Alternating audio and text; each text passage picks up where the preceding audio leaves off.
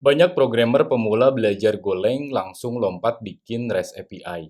Bahkan ada yang langsung belajar microservices. Tapi masalahnya, mereka belum paham fundamental Go. Dan akibatnya, kodenya jalan, tapi ketika project mulai besar, mereka bingung cara maintain, debugging, dan akhirnya stuck. Ibarat membangun rumah, dari luar kelihatan kokoh, tapi sebenarnya fondasinya rapuh. Nah, di video kali ini, kita tidak akan langsung membangun project. Kita akan membangun fondasi yang justru menentukan apakah suatu hari nanti teman-teman bisa menjadi back-end engineer yang benar-benar siap masuk dunia kerja.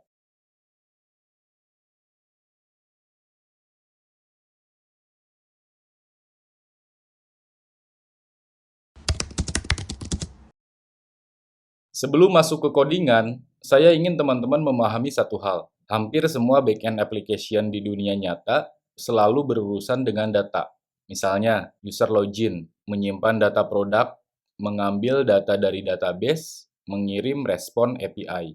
Nah, pertanyaannya, bagaimana cara program menyimpan dan mengelola semua data itu? Nah, disinilah kita perlu memahami fundamental Go. Nah, hari ini kita akan belajar 4 pilar utama. Yang pertama variabel, bagaimana komputer menyimpan data di memori. Yang kedua data tipe, bagaimana Go membedakan teks dan angka. Yang ketiga control flow, bagaimana memberikan logika komputer. Yang keempat array, slice, dan map, bagaimana menampung banyak data. Nah, kalau di bagian ini teman-teman udah strong, nanti ketika belajar API, database, sampai microservice akan jauh lebih mudah.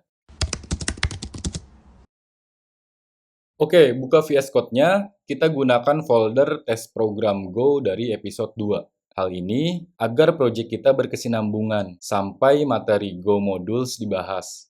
Teman-teman ikuti dulu aja strukturnya dan perhatikan di layar. Oh ya, sebelumnya saya informasikan terlebih dahulu. Jadi di section fundamental ini, saya tidak akan terlalu banyak melakukan live coding. Jadi sebagian source code memang sudah saya siapkan dari awal. Alasannya sederhana, untuk materi fundamental ini menurut saya akan jauh lebih efektif kalau kita fokus memahami konsep dan membedah setiap baris kode yang kita tulis, dibanding terlalu banyak menghabiskan waktu hanya untuk mengetik sintaks dari awal. Setelah saya jelaskan, kita tetap akan menjalankan programnya supaya teman-teman bisa melihat hasilnya secara langsung dan mulai mengikuti kode yang ada di layar. Oke, pertama kita akan bedah 5 cara deklarasi variabel di Go yang sering digunakan di industri.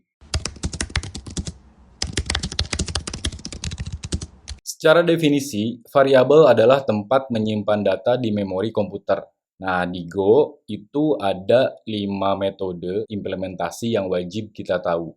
Cara pertama, deklarasi standar. Kita menggunakan keyword var, diikuti nama variabel dan tipe datanya secara eksplisit. Dalam contoh ini adalah string. Sifatnya sangat jelas, dari perspektif general sebuah kode jadi mudah dibaca. Cara kedua, short declaration. Ini yang paling populer, menggunakan simbol titik dua sama dengan. Kita tidak perlu menulis keyword var dan tipe datanya, karena compiler Go sudah pintar untuk mendeteksi value-nya. Dalam hal ini, value 25 akan dianggap tipe data integer. Dan perlu diingat, cara ini hanya bisa digunakan di dalam fungsi atau lokal variable. Cara ketiga, zero value, atau tanpa nilai awal. Ini digunakan kalau wadah variabelnya butuh disiapkan dulu, tapi value-nya baru diisi nanti. Sebagai contoh, menunggu result dari database. Di Go, variabel kosong tidak akan bernilai null atau undefined, tapi otomatis diisi value default. Karena di sini tipe datanya boolean, Go otomatis mengisinya dengan value false. Cara keempat, multi-variable declaration. Kita bisa mendeklarasikan beberapa variabel sekaligus dalam satu baris selama tipe datanya sama. Taktik ini sangat berguna untuk menghemat baris kode kita. Cara kelima, block declaration, yaitu pengelompokan variabel menggunakan tanda kurung. Ini adalah best practice bagi backend engineer saat mendefinisikan data konfigurasi seperti database, agar kode terlihat rapi dan terstruktur. Oke, terakhir kita running filenya supaya filenya dapat. Tapi terlebih dahulu saya informasikan bahwa di setiap line code, saya sengaja menambahkan komentar sebagai guidance teman-teman dalam memahami setiap baris sintaks programnya. Nah, sebagai contoh misalkan di sini ada deklarasi variabel standar, kemudian ada short declaration, ada deklarasi tanpa nilai awal atau zero value, kemudian ada multiple variable, dan terakhir ada block declaration. Nah, kemudian di bawahnya, di sini kita akan melakukan proses print out terhadap variabel-variabel yang sudah kita define di atas sini. Oke, kita tes langsung. Nah, hasilnya bisa teman-teman lihat sendiri di layar teman-teman ya. Nah, terakhir saya informasikan bahwa di Go itu ada satu aturan mutlak yang wajib diikuti. Kalau misalkan tidak diikuti, ini impact-nya akan error. Jadi kalau misalkan teman-teman mendefine satu variabel di sini dan di bawahnya itu tidak diimplementasikan, maka itu impact-nya akan error. Sebagai contoh, misalkan seperti ini. Nah, kemudian saya save. Nah, di bawahnya untuk variabel tester ini saya tidak implementasikan. Kemudian saya running. Nah, maka akan error seperti ini.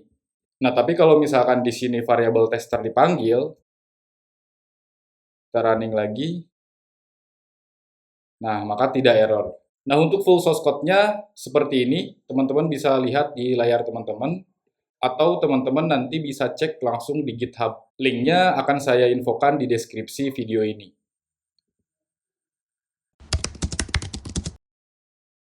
Kalau variabel itu ibarat wadah, maka data tipe menentukan jenis data apa yang boleh masuk ke dalam wadah tersebut.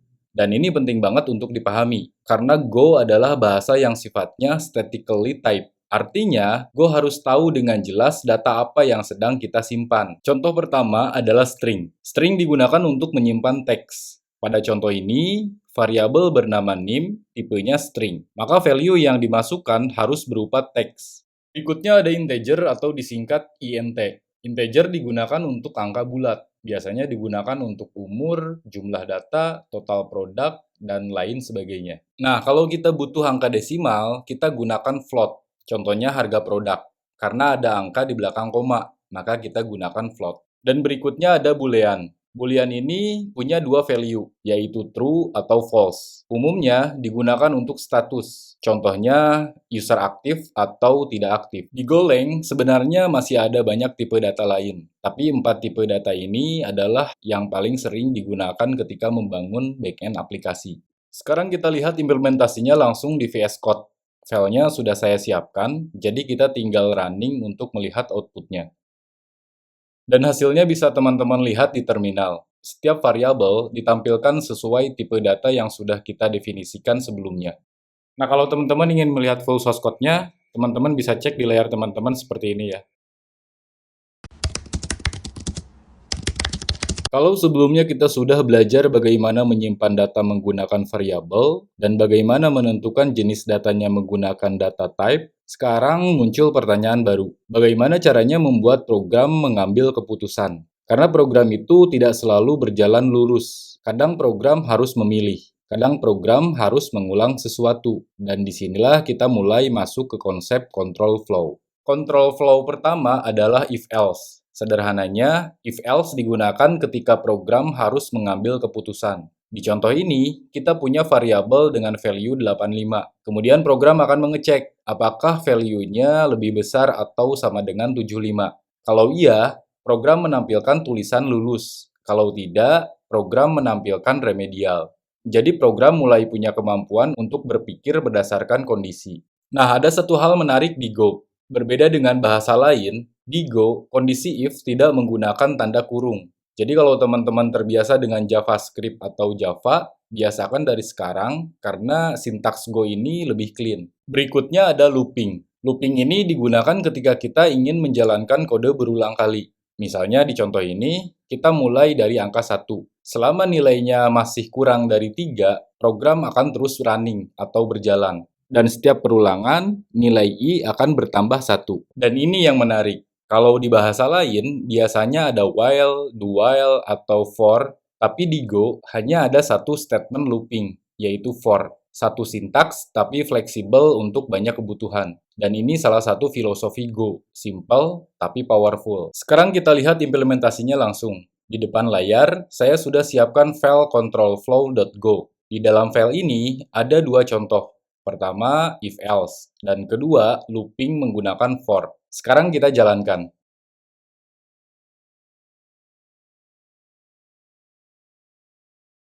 Nah, hasilnya bisa teman-teman lihat ya. Karena nilai tadi 85, program memutuskan untuk menampilkan lulus. Setelah itu, program menjalankan looping sebanyak 3 kali. Dan inilah konsep dasar bagaimana program mulai berpikir dan menjalankan logika. Sekarang kita masuk ke konsep berikutnya, yaitu array. Sederhananya, array digunakan untuk menyimpan banyak data dalam satu variabel berdasarkan jumlah elemen yang sudah ditetapkan berdasarkan ukuran datanya. Sebagai contoh, misalnya kita punya 3 data. Daripada membuat 3 variabel terpisah, kita bisa menyimpannya dalam satu array. Nah, yang perlu teman-teman ingat, ukuran array di Go itu tetap. Jadi ketika kita menulis angka 3 seperti contoh di layar, artinya array harus bisa menampung 3 data, tidak bisa lebih. Berikutnya ada slice. Nah, banyak developer pemula sering bingung membedakan array dan slice. Bedanya sederhana, kalau array ukurannya tetap, sedangkan slice ukurannya fleksibel. Artinya, data bisa terus bertambah selama program berjalan. Dan karena sifatnya fleksibel, slice jauh lebih sering digunakan di dunia kerja dibanding array. Nanti ketika kita mengambil banyak data dari database, biasanya hasilnya akan ditampung dalam bentuk slice. Berikutnya adalah map. Kalau tadi array dan slice menyimpan data berdasarkan urutan, map bekerja menggunakan konsep key dan value. Contohnya seperti di layar, kita punya key bernama nim, lalu value-nya adalah Yenda. Kita juga punya key role dengan value backend engineer. Konsep map ini nanti akan sering sekali muncul ketika kita membangun REST API, karena respon JSON pada API pada dasarnya bekerja dengan konsep yang sama. Oke, sekarang kita lihat implementasinya langsung di VS Code. Di sini saya membuat satu file yang berisi 3 contoh sekaligus. Pertama array, kedua slice, dan ketiga map. Sekarang kita jalankan programnya supaya teman-teman bisa melihat output masing-masing.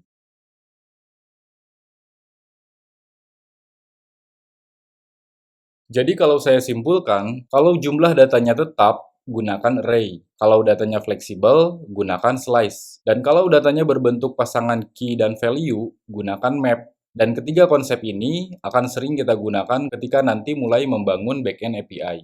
Jadi teman-teman, hari ini kita sudah belajar fondasi utama dalam Golang. Mulai dari variabel, data tipe, control flow, sampai array, slash, dan map. Dan percaya deh, konsep dasar seperti ini nanti akan terus digunakan ketika kita mulai membangun API, microservice, bahkan sistem skala besar. Di video berikutnya, kita akan lanjut naik level, masuk ke function dan struct, yang mulai membawa kita ke cara berpikir backend engineer di dunia kerja. Kalau teman-teman mengikuti roadmap series ini, jangan lupa di-subscribe dan simpan playlistnya, karena target kita bukan sekedar belajar sintaks, tapi benar-benar menjadi backend engineer yang siap masuk industri IT. Saya Yenda Purbadian, see you next video.